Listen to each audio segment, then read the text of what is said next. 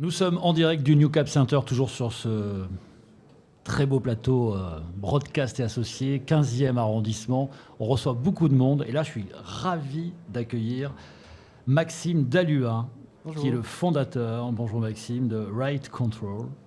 Merci de m'avoir Ça invité. sonne bien déjà, Right Control. Ouais, On ne sait pas ce que c'est, mais déjà on a envie de savoir. Alors justement, qu'est-ce qu'est cette société? Que faites-vous à Right Control? Moi je le sais, en off. Je voulais raconter. Mais vraiment, j'ai trouvé ça extraordinaire. Vous allez expliquer aux gens qui nous regardent, qui nous écoutent, ce que fait votre société. Alors, Right Control vise toute personne qui souhaite écrire son roman. On a une idée de livre, on a envie, mais on n'a jamais osé se lancer. Alors, Right Control va vous aider à commencer, à écrire et même terminer votre bouquin. Comment est-ce qu'on accompagne ce processus-là qui est part d'une initiative personnelle mais qui peut rencontrer des freins? Le premier, c'est d'organiser son écriture. Le deuxième, c'est de le délimiter dans un cadre. Et déjà sur cet aspect-là, comment est-ce qu'on...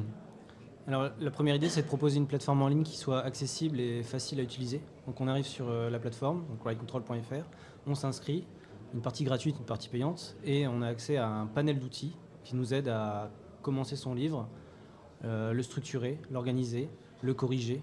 On a une IA qui relit le texte et qui nous fait des retours tout au long de l'écriture. Donc elle a accès au contexte entier du livre et on peut lui poser des questions sur que penses-tu de mon texte, qu'est-ce que je pourrais faire mieux, analyse-moi les clichés dans mon texte. Et même pendant l'utilisation de l'outil, on a des outils d'idéation, des fiches personnages, une carte mentale et on a des outils de mise en page également. Comment est-ce on se retrouve dans cette situation où on se dit qu'on a envie de commencer à écrire, mais on ne sait pas forcément comment se repérer? Comment est-ce que Right Control peut apporter ses premiers points pour se dire, OK, la première direction que je vais commencer à donner dans mon écriture, c'est ça, puis ensuite viser tel et tel objectif? Alors ça part d'une idée, donc on a souvent quand on commence un bouquin, on a une idée mais on ne sait pas trop où aller. Et en fait sur Right Control, on va pouvoir choisir un schéma narratif qui va nous guider tout au long de l'écriture avec les différents événements qui peuvent se passer dans une histoire avec le climax, les éléments perturbateurs, etc. Et en fait on va être guidé via cette structure. Mais on peut aussi choisir une structure vide où on va pouvoir directement créer ses chapitres et écrire. On peut considérer qu'il y a une stratégie. Quand on écrit un roman, il y a quand même une vraie ou plusieurs stratégies. Vous avez intégré dans votre solution, c'est un peu ça? Alors il y a plein de façons d'écrire un roman. Il y a pas, justement, l'erreur, ce serait de dire il n'y a qu'une seule façon de faire. Et nous, en fait, notre idée, c'est de proposer tous les outils au même endroit pour que l'auteur n'ait pas à chercher ces outils et soit conscient que ces outils existent. Donc on va pouvoir rechercher ces mots dans un moteur de recherche de synonymes, de champs lexicaux, un dictionnaire.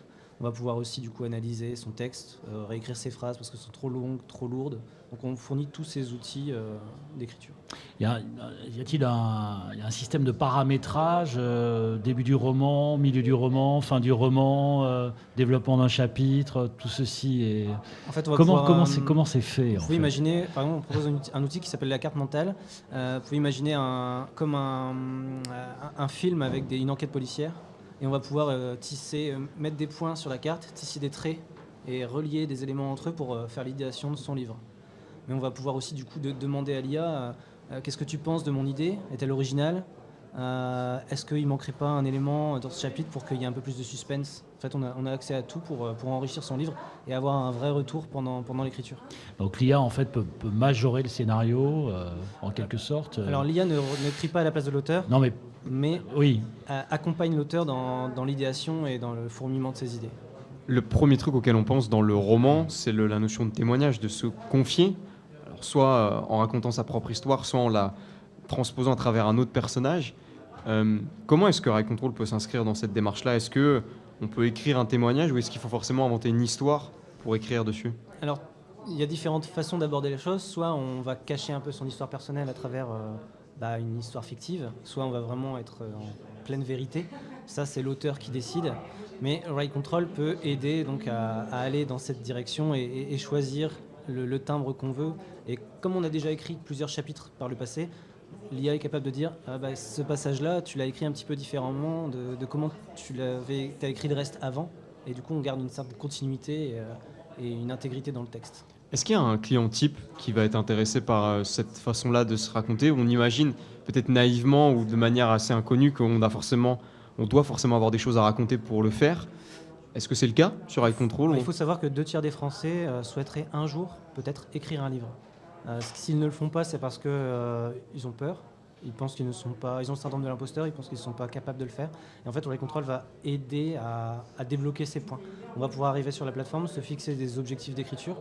On va avoir un graphe de progression du nombre de mots écrits. On va pouvoir voir que telle jauge est remplie et donc on a écrit assez de mots. Et ça va nous aider à nous lancer. Ensuite, on va peut-être écrire un premier passage à tel endroit du livre, aller sur une autre partie, mais pas forcément écrire tout en continuité. Il y a plein de façons d'écrire. On arrive et on a juste envie, c'est de s'y mettre. Et nous, on a un petit credo qui dit 1500 mots et au dodo. Donc en fait, l'idée, c'est d'écrire tous les jours un petit peu, donc 1500 mots. Et en fait, quand on écrit tous les jours 1500 mots, à la fin, au bout d'un mois, on a écrit 50 000 mots. Et c'est le nombre de mots moyens écrits dans un roman. Est-ce qu'on peut par exemple écrire quelque chose qui va faire partir de notre chapitre 1 le jour 1, et puis au jour 2, écrire quelque chose qui est à l'inverse tout récent, qui apparaîtra peut-être qu'à la fin, et derrière se dire, ok, le logiciel va, à partir du moment où je donne la consigne, il va comprendre que je ne vais pas toujours écrire tous les jours pour le même chapitre. Des fois, j'aurai par exemple envie d'écrire l'introduction, et d'autres fois, quelque chose qui est vraiment en plein milieu de l'histoire. En fait, quand on passe le roman à la moulinette de l'IA, nous, en interne, on donne des instructions spécifiques, donc ce qu'on appelle des prompts, et on lui dit ça c'est tel chapitre, ça c'est telle partie, ça c'est telle partie, etc. Si l'IA se rend compte qu'il y a des vides, il va prendre en compte qu'il y a du vide. Il va dire oui, donc là, comme tu as dit ça au chapitre 1 et qu'au chapitre 10, tu dis ça, là il y a peut-être un problème de cohérence. Et donc peut-être que tu devrais aménager cet aspect ou apporter des subtilités dans le chapitre 2. Si on fait une mise en situation, je veux écrire un roman. Je vais sur... Vous allez sur Write Control, vous inscrivez... C'est quoi, point .fr. .fr. Ah oui, on dit les choses... .fr, pardon. .fr, voilà, j'arrive... Mais il y a aussi writecontrol.de si vous souhaitez écrire en allemand, parce qu'on est une plateforme franco-allemande. Comme quoi. Ouais. Et donc vous vous inscrivez, vous avez 14 jours d'essai gratuit à la version premium. Si la version premium ne vous plaît pas, ne vous intéresse pas, vous pouvez continuer à écrire. La plateforme ne vous bloque pas. Vous avez accès à la structuration des chapitres, aux fiches personnages. Ça, c'est gratuit. Tout ça, c'est gratuit. D'accord. Notre vision, c'est de démocratiser l'écriture. Et donc, à travers ça, on propose aussi du coup un accès gratuit à la plateforme. Pour les outils plus avancés, comme le correcteur d'orthographe, de grammaire et de style, ou encore l'IA, bien sûr, c'est des fonctionnalités qui sont payantes.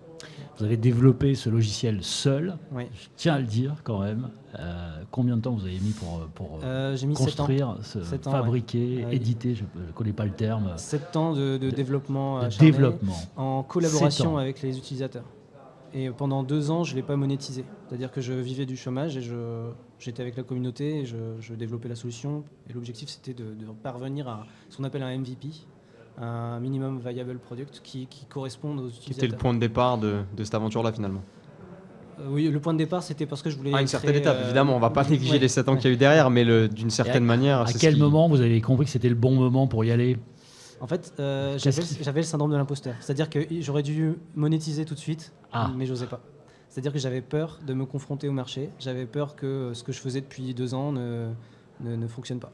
Parce qu'entre le moment où vous avez commencé à travailler sur cette solution et le moment où vous l'avez monétisée, il y a les 7 ans qui sont écoulés dont on parle là, ou c'est un laps de temps différent ? Non, c'est à peu près 2 ans et demi où je n'ai pas monétisé. J'ai commencé à monétiser. C'était prêt ?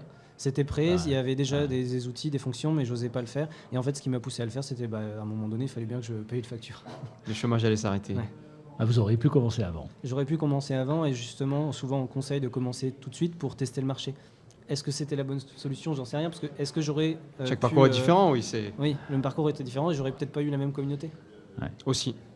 Donc pas de regret. Ouais. Alors Maxime Daluin, si vous deviez résumer en un seul mot, votre présence sur le salon et quelle impression vous donne ce salon ? Voilà. Sachez que le projet n'existerait plus sans le salon. Parce qu'à l'époque, j'ai rencontré mon partenaire d'impression aujourd'hui qui s'appelle BOD et qui m'a aidé à financer le projet. Et donc c'est sur le Creative Book que je les ai rencontrés. Donc c'est un booster professionnel, un booster. Booster, très bien. Merci beaucoup. Merci. Merci. Au plaisir.